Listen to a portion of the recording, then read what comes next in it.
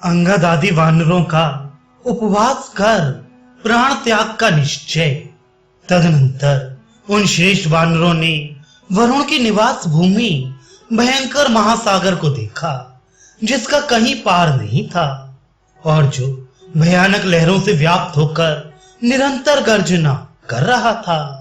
मयासुर के अपनी माया द्वारा बनाए हुए पर्वत की दुर्गम गुफा में सीता की खोज करते हुए उन वानरों का वे 1 मास बीत गया, जिसे राजा सुग्रीव ने लौटने का समय निश्चित किया था। विंध्यगिरि के पार्श्ववर्ती पर्वत पर जहां के वृक्ष फूलों से लदे थे, बैठकर वे सभी महात्मा वानर चिंता करने लगे, जो वसंत ऋतु में फलते ही उन आम आदि वृक्षों की डालियों को मंजरी एवं फूलों के अधिक भार से झुकी हुई तथा सैकड़ों लता बेलों से व्याप्त देख वे सभी सुग्रीव के भय से थर्रा उठे। वे लोग शरद ऋतु में चले थे और शिशिर ऋतु आ गई थी, इसलिए उनका भय बढ़ गया था।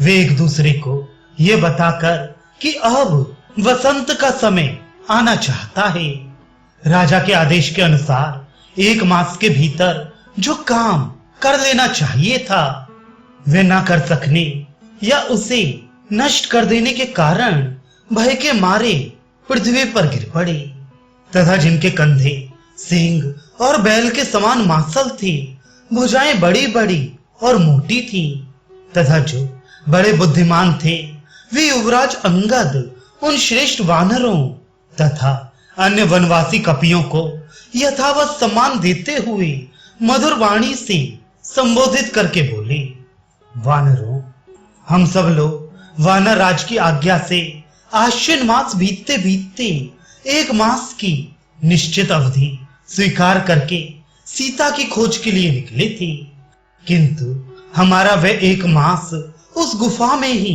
पूरा हो गया। क्या आप लोग इस बात को नहीं जानते?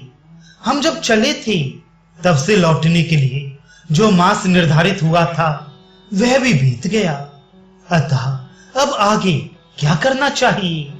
आप लोगों को राजा का विश्वास प्राप्त है, आप नीति मार्ग में निपुण हैं और स्वामी के हित में तत्पर रहते हैं, इसलिए आप लोग यथा समय सब कार्यों में नियुक्त किए जाते हैं। कार्य सिद्ध करने में आप लोगों की समानता करने वाला कोई नहीं है।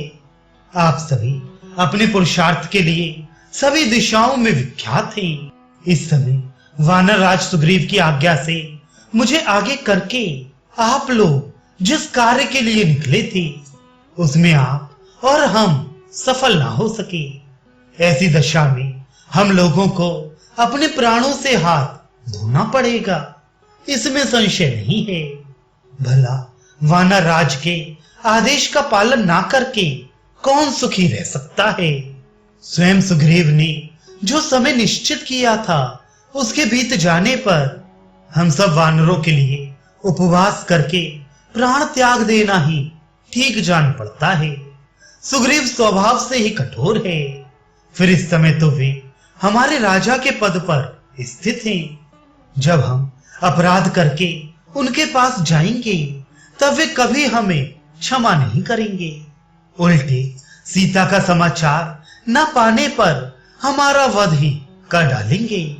अतः हमें आज ही यहाँ स्त्री पुत्र धन संपत्ति और घर द्वार का मोह छोड़कर मरणांत उपवास आरंभ कर देना चाहिए।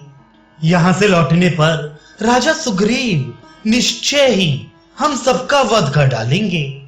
अनुचित वध की अपेक्षा यहीं मर जाना हम लोगों के लिए श्रेष्ठकर है। सुग्रीव ने युवराज पद पर मेरा अभिषेक नहीं किया है, अनायास ही महान कर्म करने वाले महाराज श्री राम ने ही उस पद पर मेरा अभिषेक किया है।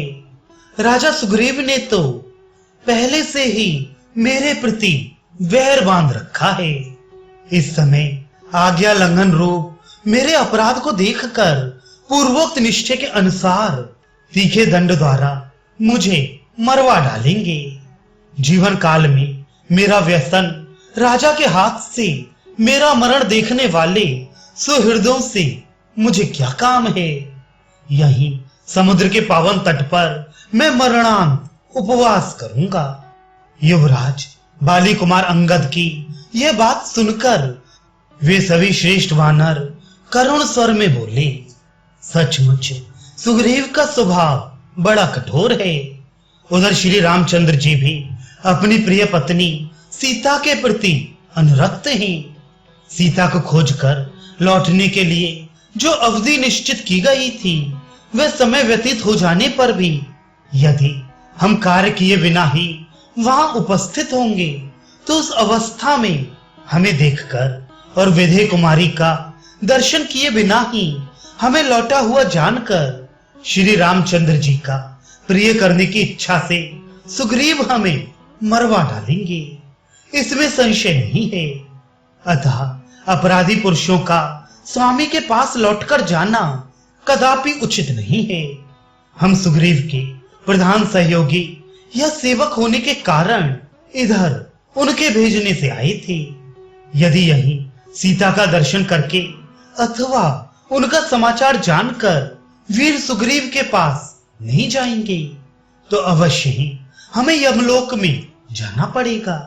भय से पीड़ित हुए उन वानरों का यह वचन सुनकर तार ने कहा, यहां बैठकर विषाद करने से कोई लाभ नहीं है।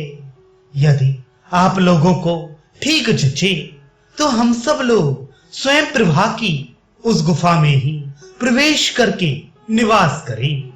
ये गुफा माया से निर्मित होने के कारण अत्यंत दुर्गम है। यहाँ फल फूल, जल और खाने पीने की दूसरी वस्तुएं भी प्रचुर मात्रा में उपलब्ध है। अतः उसमें हमें ना तो देवराज इंद्र से, ना श्री रामचंद्र जी से और ना वानरराज सुग्रीव से ही भय है। तार की कही हुई पूर्वोक्त बात जो अंगद के भी अनुकूल थी, सुनकर सभी वानरों को उस पर विश्वास हो गया। वे सबके सब बोल उठे, बंधु, हमें वैसा कार्य आज ही अविलंब करना चाहिए जिसे हम मारे ना जाएं।